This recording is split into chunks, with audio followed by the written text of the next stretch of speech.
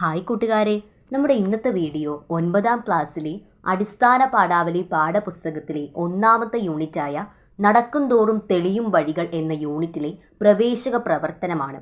അപ്പോൾ മറ്റു വിഷയങ്ങളുടെ വീഡിയോകളും ഞങ്ങൾ അപ്ലോഡ് ചെയ്തിരുന്നു. അത് കാണാത്തവരുണ്ടെങ്കിൽ ഉറപ്പായിട്ടും കാണുമല്ലോ. അപ്പോൾ നമുക്ക് വീഡിയോയിലേക്ക് കിടക്കാം. നമ്മുടെ ഒന്നാമത്തെ യൂണിറ്റിൻ്റെ പേര് നടക്കുംതോറും തെളിയും വഴികൾ എന്നാണ്. നാം പലപ്പോഴും യാത്രകൾ ചെയ്യുമ്പോഴായിരിക്കും പുതിയ അനുഭവങ്ങളെ പറ്റി അറിയുന്നത്. അങ്ങനെയുള്ള 3 വ്യത്യസ്ത തരത്തിലുള്ള യാത്രകളെ പറ്റിയാണ് ഈ ഒരു യൂണിറ്റിൽ നമുക്ക് പഠിക്കാനുള്ളത്. പ്രവേശക പ്രവർത്തനമായി നമുക്ക് നൽകിയിട്ടുള്ളത് സുജാത ദേവിയുടെ കാടുകളുടെ താളം തേടി എന്ന കൃതിയിൽ ഒരു കത്താണ് തന്നിട്ടുള്ളത്. ഈ കത്ത് സുജാത ദേവി തൻ്റെ ചേച്ചിയായ സുഗതകുമാരിക്ക് എഴുതിയ കത്താണ്. അപ്പോൾ നമുക്ക് കത്ത് വായിക്കാം. പ്രിയപ്പെട്ട ചേച്ചി, എത്ര നാളായി ഞാനിങ്ങ് പോന്നിട്ട്? 2 മാസം. ഇത്ര നാൾ തനിച്ച് വീട്ടിൽ നിന്നും മാറി നിന്നിട്ടേയില്ല. ഈ യാത്ര എല്ലാ അർത്ഥത്തിലും എനിക്കൊരു ഹിമാലയൻ യാത്രയായിരുന്നു. 12 വർഷത്തെ സാധാരണ ജീവിതത്തിൽ നിന്ന് നേടുന്നതിൽ എത്രയോ അധികം അനുഭവ പാഠങ്ങൾ 2 മാസത്തെ യാത്രയിൽ നിന്ന് ഞാൻ പഠിച്ചു. കഴിഞ്ഞ തീർത്ഥാടനവും ഈ പഠനാടനവും കൂടെ ജീവിതത്തിൻ്റെ എത്ര മുഖങ്ങൾ എനിക്ക് കാണിച്ചു തന്നു. ഇക്കോളജിയേക്കാളും സോഷ്യോളജിയേക്കാളും പരുക്കൻ ജീവിത പാഠങ്ങളാണ് ഞാൻ നന്നായി പഠിച്ചതെന്ന് തോന്നുന്നു. വഴിവക്കിലെ പെട്ടിക്കടയിൽ നിന്നും ഭക്ഷണം കഴിക്കാൻ, പീഡികത്തിണ്ണയിലും ചായക്കടയിലും അന്തി ഉറങ്ങാൻ, അപരിചിതരുടെ സൈക്കിളിൻ്റെ പിന്നിലും ലോറിയിലുമൊക്കെ കയറി യാത്ര ചെയ്യാൻ, റിസർവേഷൻ ഇല്ലാത്ത ട്രെയിനിൽ ഇടനാഴിയിൽ പെട്ടിയിൽ കുത്തിയിരുന്നുറങ്ങാൻ, രോഗങ്ങളെ ചെറുക്കാൻ, സ്വന്തം ഭാരം സ്വയം ചുമക്കാൻ, മര്യാദക്കാരോടും മര്യാദയില്ലാത്തവരോടും പെരുമാറാൻ, സ്വയം സൂക്ഷിക്കാൻ, തനിച്ചിരിക്കാൻ. പോരെ മറ്റൊരാളാവാൻ? ഇത്രയൊക്കെ പോരെ? ഒക്കെ പ്രായോഗിക ജീവിത പാഠങ്ങൾ. കാട്ടിനുള്ളിലെ ജീവിതത്തിൻ്റെ താളമൊന്നു വേറെ. അത് സുഖകരമായ അനുഭൂതിയാണ്. കാടും മലയും പുഴയും കൂടെ തന്നതൊക്കെ പറയാൻ വാക്കില്ല. ആ ഐന്ദ്രിയ അനുഭൂതികൾ ഉള്ളിൽ നിറഞ്ഞു വിങ്ങുന്നത് എന്നെങ്കിലും ഇറ്റ് കവിതയായെങ്കിൽ ഞാൻ ധന്യയായി.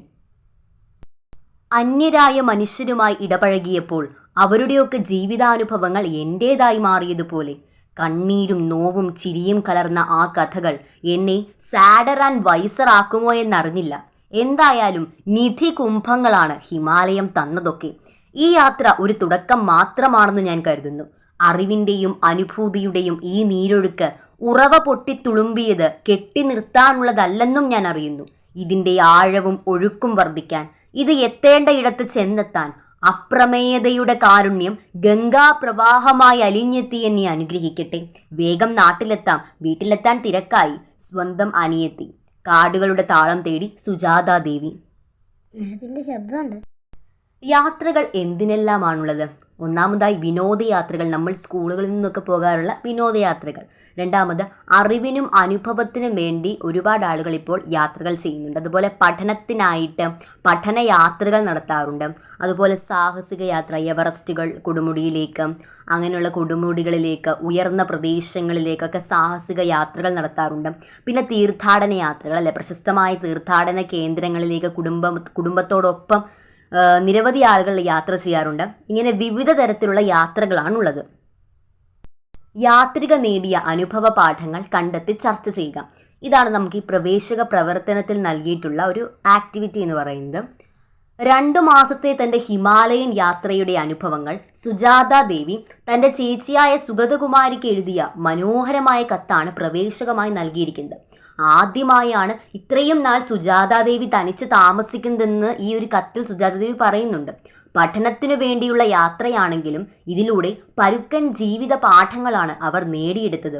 വഴിവക്കിലെ പെട്ടിക്കടയിൽ നിന്നും ഭക്ഷണം കഴിക്കാൻ, പീഡികത്തിണ്ണയിലും ചായക്കടയിലും അന്തിയുറങ്ങാൻ, അപരിചിതരുടെ സൈക്കിളിൻ്റെ പിന്നിലും ലോറിയിലുമൊക്കെ കയറി യാത്ര ചെയ്യാൻ, റിസർവേഷൻ ഇല്ലാത്ത ട്രെയിനിൻ്റെ ഇടനാഴിയിൽ പെട്ടിയിൽ കുത്തിയിരുന്നുറങ്ങാൻ, രോഗങ്ങളെ ചെറുക്കാൻ, സ്വന്തം ഭാരം സ്വയം ചുമക്കാൻ, മര്യാദക്കാരോടും മര്യാദയില്ലാത്തവരോടും പെരുമാറാൻ, സ്വയം സൂക്ഷിക്കാൻ, തനിച്ചിരിക്കാൻ തുടങ്ങിയ പ്രായോഗിക ജീവിത പാഠങ്ങളെല്ലാം സുജാത ദേവി ഈ യാത്രയിലൂടെ മനസ്സിലാക്കുന്നു.